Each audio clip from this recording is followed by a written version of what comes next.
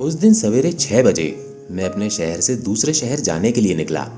मैं railway station पहुंचा, पर देरी से पहुंचने के कारण मेरी ट्रेन लेट हो चुकी थी।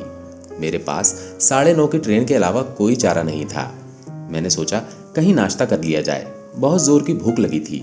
मैं होटल की ओर जा रहा था। अचानक रास्ते में मेरी नज़र फुटपाथ पर बैठे 2 बच्चों पर पड़ी। दोनों लगभग 10-12 साल के रहे होंगे। बच्चों की हालत बहुत खराब हो चुकी थी। कमजोरी के कारण अस्थि पंजर साफ दिखाई दे रहे थे। वे भूखे लग रहे थे। छोटा बच्चा बड़े को खाने के बारे में कह रहा था। बड़ा उसे चुप कराने की कोशिश कर रहा था। मैं अचानक रुक गया। दौड़ती भागती जिंदगी में मेरे पैर ठहर से गए। उनको देख मेरा मन भर आया। सोचा इन्हें कुछ पैसे दे दिए जाएं। मैं उन्हें 5 रुपए देकर आगे बढ़ गया। तुरंत मेरे मन में एक विचार आया, कितना कंजूस हूं मैं। 5 रुपए का क्या खाएंगे ये? ढंग की चाय तक नहीं मिलेगी। स्वयं पर शर्म आई और मैं वापस लौटा। मैंने बच्चों से पूछा, कुछ खाओगे? बच्चे थोड़े असमंजस में पड़े। मैंने कहा, बेटा मैं नाश्ता करने जा रहा हूँ, तुम भी कर लो। वे दोनों भूखे थे, तुरंत तैयार हो गए। उनके कपड़े गंदे होने के कारण होटल वाले ने उनको डांट दिया और भगाने लगा। मैंने कहा, भाई साहब उन्हें जो खाना है वो दे दो, पैसे मैं दूंगा। होटल वाले ने आश्चर्य से मेरी ओर देखा।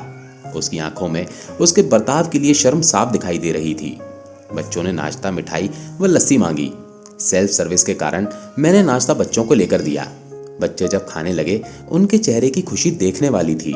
मैंने बच्चों को कहा, बेटा अब जो मैंने तुम्हें पैसे दिए हैं उनमें से 1 रुपए का शैम्पू लेकर हैंडपंप के पास नहा लेना और फिर दोपहर शाम का खाना पास के मंदिर में चलने वाले लंगर में खा लेना।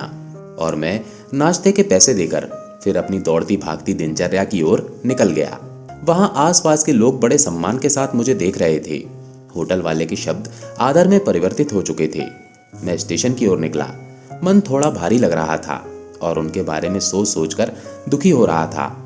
रास्ते में मंदिर आया। मैंने मंदिर की ओर देखा और कहा, हे भगवान आप कहाँ हो? इन बच्चों की ये हालत, ये भूख देखकर आप कैसे चुप बैठ सकते हैं? दूसरे ही क्षण मेरे मन से आवाज आई, बेटा अभी तक जो उन्हें नाश्ता दे रहा था वो कौन था? क्या तुम्हें लगता है तुमने वो सब अपनी सोच से किया? मैं स्तब्ध हो गया। मेरे सारे प्रश्न समाप्त हो गए। ऐसा लगा जैसे मैंने ईश्वर से बात की हो। मुझे समझ आ चुका था, हम निमित्त मात्र हैं, उसकी लीला अपरंपार है। खुद में ईश्वर को देखना ही ध्यान है। भगवान हमें किसी की मदद करने तभी भेजता है जब वो हमें उस काम के लायक समझता है। किसी की मदद को मना करना वैसा ही है जैसे भगवान के काम को मना करना। दूसरों में ईश्वर को देखना प्रेम है।